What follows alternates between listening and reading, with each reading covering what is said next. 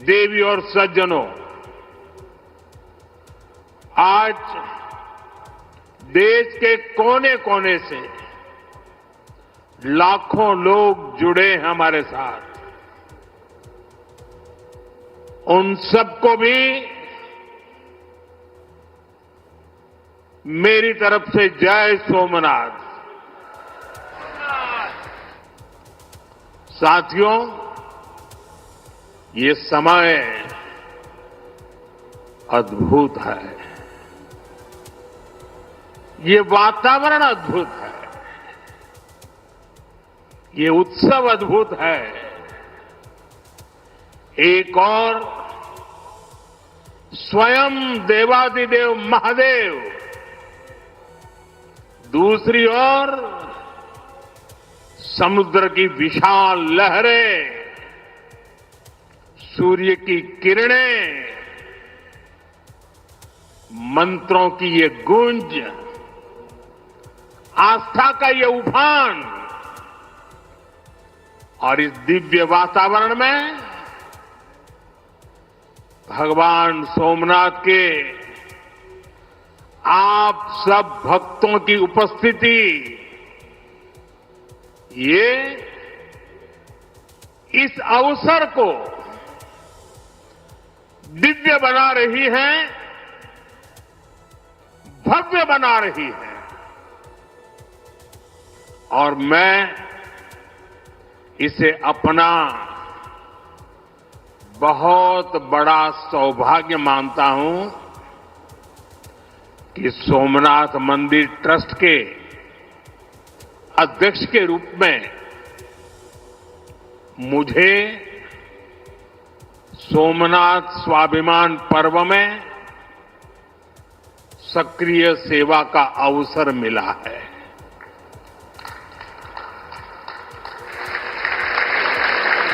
ये पीछे से कुछ और आवाज चल रही है भाई, इसे बंद किया जाए।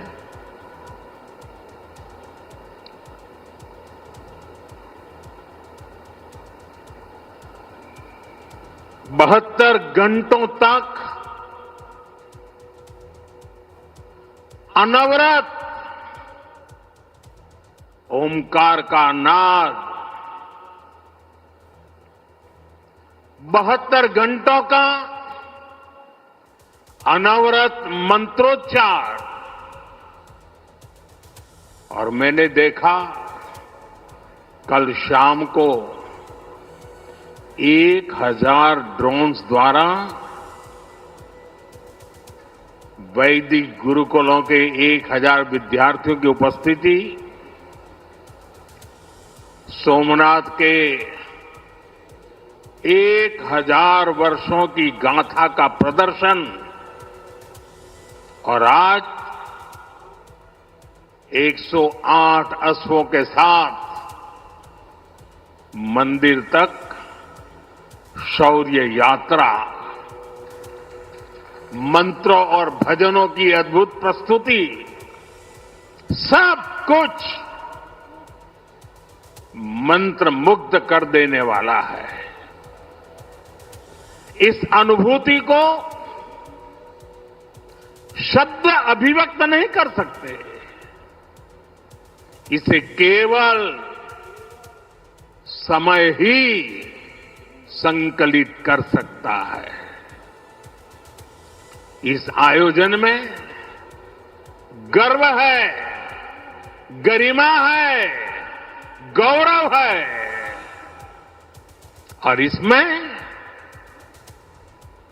गरिमा का ज्ञान भी है। इसमें है वैभव की विरासत,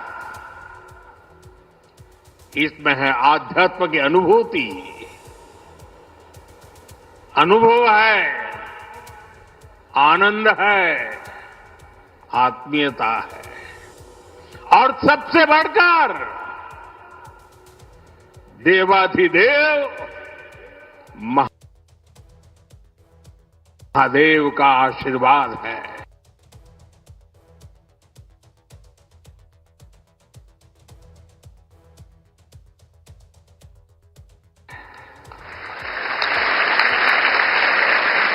आइए मेरे साथ बोलिए, नमः पार्वती पतये हर हर महादेव।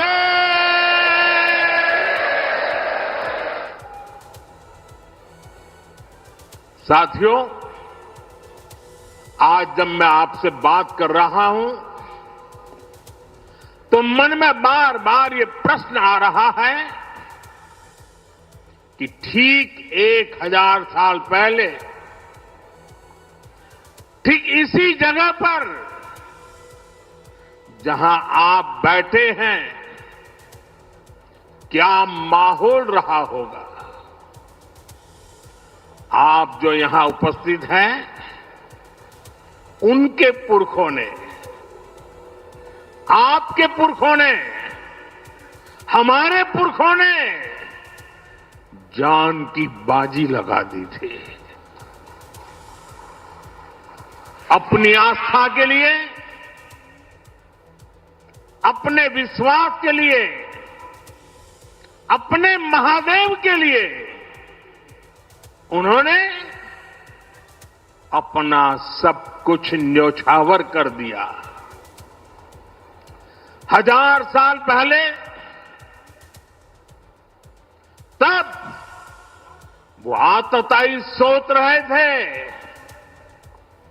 कि हमें जीत लिया, लेकिन आज 1000 साल बाद भी सोमनाथ महादेव के मंदिर पर फहरा रही ध्वजा पूरी सृष्टि का आह्वान कर रही है कि हिंदुस्तान की शक्ति क्या है, उसका सामर्थ्य क्या है। प्रभास पाटन तीर की इस मिट्टी का कण कण शौर्य, पराक्रम और वीरता का साक्षी है। सोमनाथ के इस स्वरूप के लिए कितने ही शिव भक्तों ने, संस्कृति के उपासकों ने, संस्कृति के ध्वज धारकों ने अपने प्राणों की आहुति दी है। आज सोमनाथ स्वाभिमान पर्व पर सबसे पहले मैं हर उस वीर वीरांगना को नमन करता हूं जिसने सोमनाथ की रक्षा को, मंदिर के पुनर्निर्माण को अपना जीवन ध्येय बनाया, अपना सब कुछ देवाधिदेव महादेव को अर्पण कर दिया। भाइयों बहनों, प्रभास पाटन का एक क्षेत्र भगवान शिव का अपना क्षेत्र तो है। इसकी पवित्रता भगवान श्री कृष्ण से भी जुड़ी है। महाभारत काल में पांडवों ने भी इस तीर्थ में तपस्या की थी। इसलिए ये अवसर भारत के अनगिनत आयामों को नमन करने का भी अवसर है। ये भी एक सुखद संयोग है कि आज जब सोमनाथ मंदिर के इस स्वाभिमान यात्रा के 1000 साल पूरे हो रहे हैं, तो साथ ही 1951 में हुए इसके पुनर्निर्माण के 75 साल भी पूरे हो रहे हैं। मैं दुनिया भर के करोड़ों श्रद्धालुओं को सोमनाथ स्वाभिमान पर्व की शुभकामनाएं देता हूं। साथियों, सोमनाथ स्वाभिमान पर्व 1000 साल पहले हुए विध्वंस के स्मरण के लिए नहीं, ये पर्व 1000 साल की यात्रा का पर्व है। साथ ही ये हमारे भारत के अस्तित्व और अभिमान का पर्व है, क्योंकि हमें हर कदम पर, हर मुकाम पर सोमनाथ और भारत में अनोखी समानताएं दिखती है। जैसे सोमनाथ को नष्ट करने के एक नहीं अनेकों प्रयास हुए, दुष्प्रयास हुए, उसी तरह विदेशी आक्रांताओं द्वारा कई सदियों तक भारत को खत्म करने की लगातार कोशिशें होती रही, लेकिन न सोमनाथ नष्ट हुआ और न ही भारत नष्ट हुआ,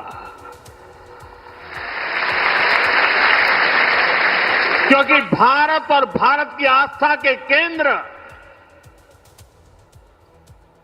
एक दूसरे में समाये हुए हैं। साथियों, आप उस इतिहास के बारे में कल्पना करिए। आज से 1000 साल पहले सन 1026 में सबसे पहले गजनी ने सोमनाथ मंदिर को तोड़ा। उसे लगा उसने सोमनाथ का वजूद मिटा दिया, लेकिन कुछ वर्षों के भीतर भीतर सोमनाथ का पुनर्निर्माण हो चुका था। 12वीं शताब्दी में राजा कुमारपाल ने मंदिर का भव्य जीर्णोद्धार करा दिया था, लेकिन 13वीं शताब्दी के अंत में अलाउद्दीन खिलजी ने सोमनाथ पर फिर आक्रमण का दुस्साहस कर दिया।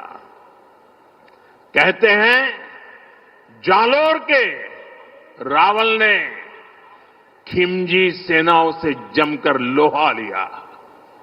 इसके बाद 14वीं शताब्दी की शुरुआत में जूनागढ़ के राजा द्वारा फिर से सोमनाथ की प्रतिष्ठा संपन्न कर दी गई।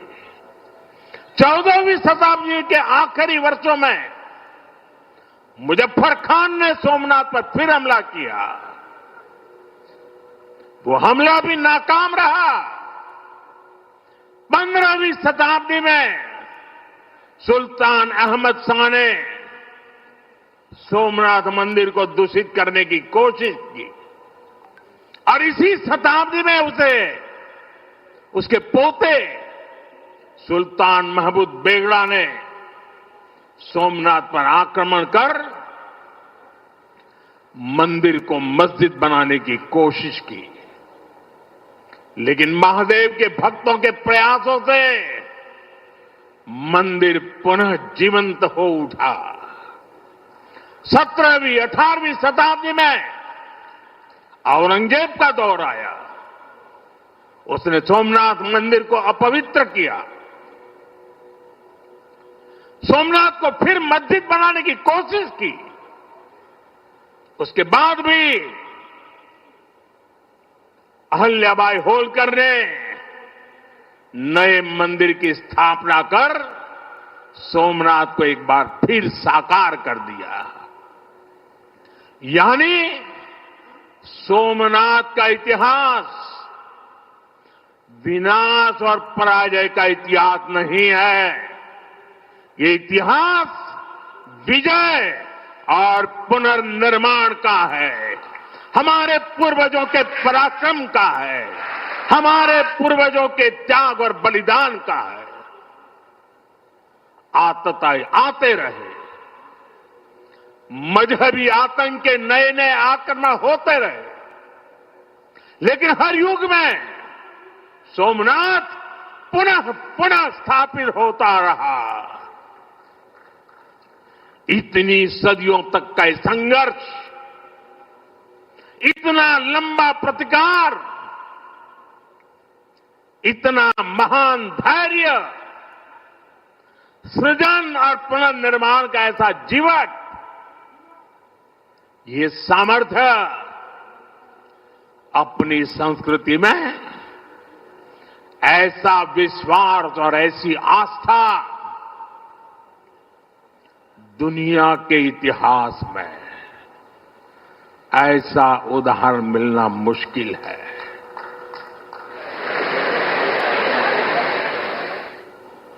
जरा મને જવાબ આપજો પહેલા। આપણે આપણા પૂર્વજોના પરાક્રમનું પુણ્ય સ્મરણ કરવું જોઈએ કે ના કરવું જોઈએ? આપણા પૂર્વજોએ કરેલા પરાક્રમમાંથી પ્રેરણા લેવી જોઈએ કે નહીં લેવી જોઈએ? એવો કોઈ દીકરો હોય, એવા કોઈ સંતાન હોય કે જે પોતાના પૂર્વજોને ભૂલવા માટેના નાટક કરે? भाइयों बहनों, जब गजनी से लेकर औरंगजेब तक तमाम आक्रांता सोमनाथ पर हमला कर रहे थे तो उन्हें लग रहा था कि उनकी तलवार सनातन सोमनाथ को जीत रही है। वो मजहबी कट्टरपंथी ये नहीं समझ पाए कि जिस सोमनाथ को वो नष्ट करना चाहते हैं, उनके नाम में ही सोम अर्थात अमृत जुड़ा हुआ है। उसमें हलाहल को पीकर भी अमर रहने का विचार जुड़ा है। उसके भीतर सदा शिव महादेव के रूप में वो चैतन्य शक्ति प्रतिष्ठित है, जो कल्याण कारक भी है और प्रचंड तांडवः शिवः ये शक्ति का स्रोत भी है। भाइयों बहनों, सोमनाथ में विराजमान महादेव, उनका एक नाम मृत्युंजय भी है। मृत्युंजय, जिसने मृत्यु को जीत लिया हो। जो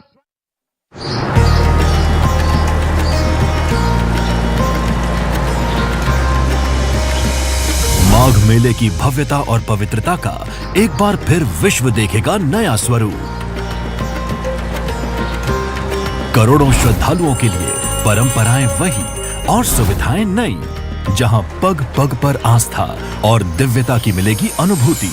जब संगम की रेती पर संत महात्माओं की होगी उपस्थिति, 6 पावन पर्व स्नानों में अखाड़ों के संतों का समागम, पूरे विश्व में माघ मेले की महानता का होगा वर्णन। यशस्वी प्रधानमंत्री नरेंद्र मोदी जी के मार्गदर्शन और माननीय मुख्यमंत्री योगी आदित्यनाथ जी के नेतृत्व में माघ मेला 2026 आस्था की लहराती पताका, विकास की नई गाथा, काम दमदार, डबल इंजन सरकार।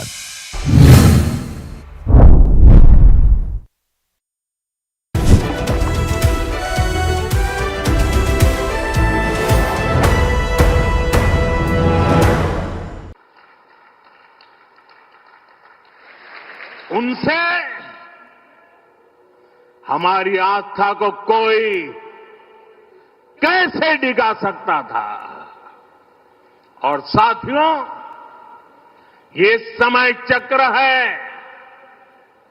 कि सोमनाथ को ध्वस्त करने की मंशा लेकर आए मजहबी आतताई आज इतिहास के कुछ पन्नों में सिमट कर रह गए हैं।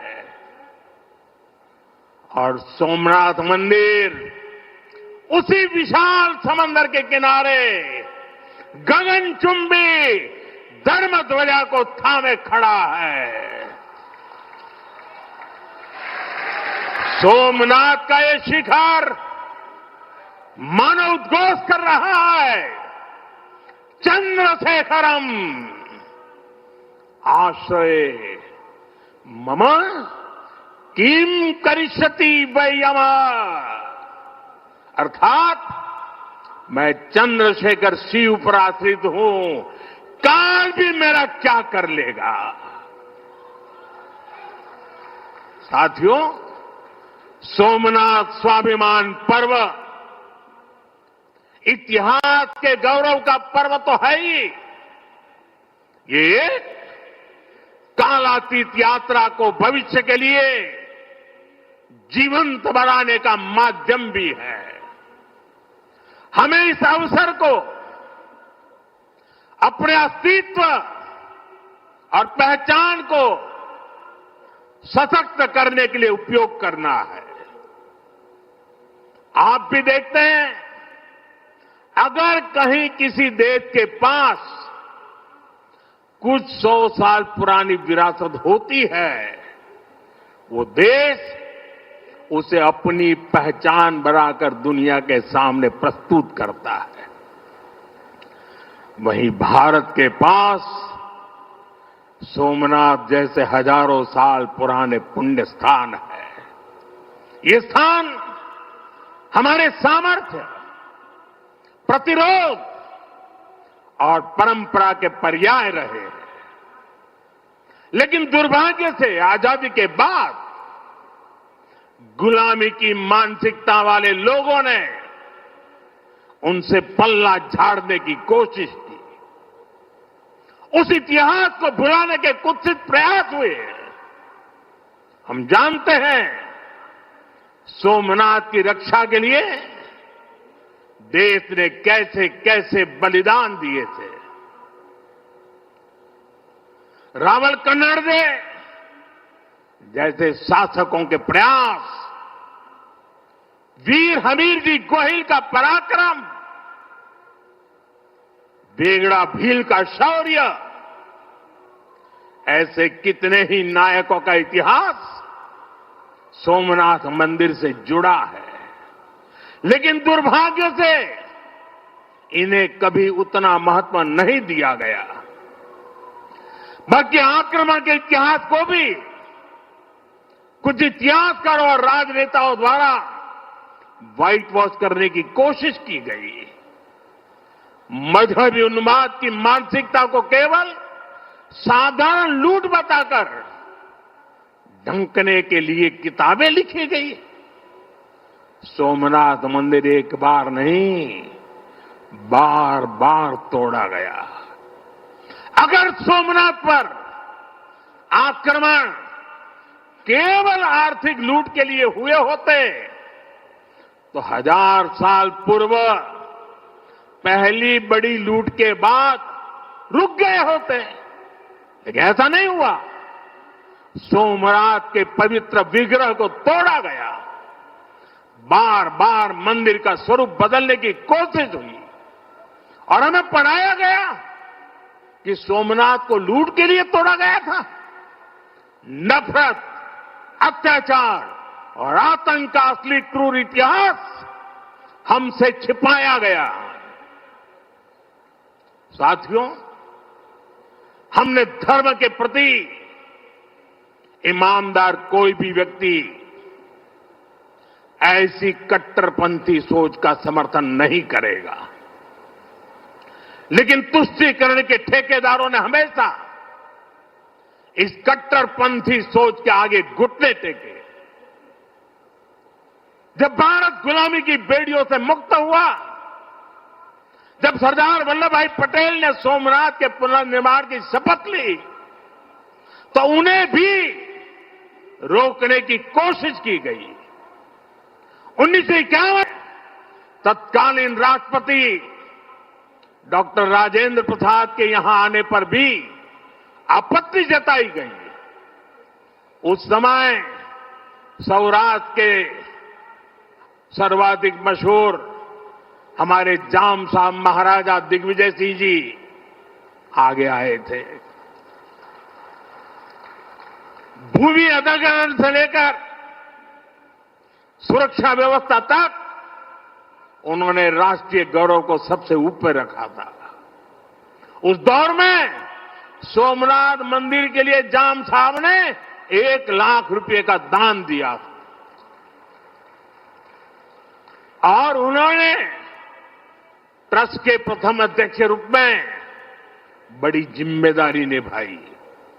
भाइयों बहनों, दुर्भाग्य से आज भी हमारे देश में वो ताकतें मौजूद है, पूरी तरह सक्रिय है, जिन्होंने सोमनाथ पुनर्निर्माण का विरोध किया।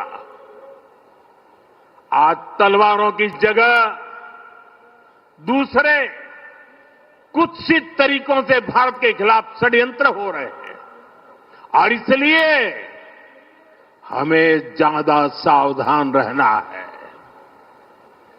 हमें खुद को शक्तिशाली बनाना है, हमें एक रहना है, एकजुट रहना है, ऐसी हर ताकत को हराना है जो हमें बांटने की साजिश से रच रही है। साथियों, जब हम अपनी आस्था से जुड़े रहते हैं, अपनी जड़ों से जुड़े रहते हैं, पूरे स्वाभिमान के साथ अपनी विरासत का संरक्षण करते हैं, अपनी विरासत के प्रति सजग रहते हैं, तो हमारी सभ्यता की जड़ें भी मजबूत होती हैं।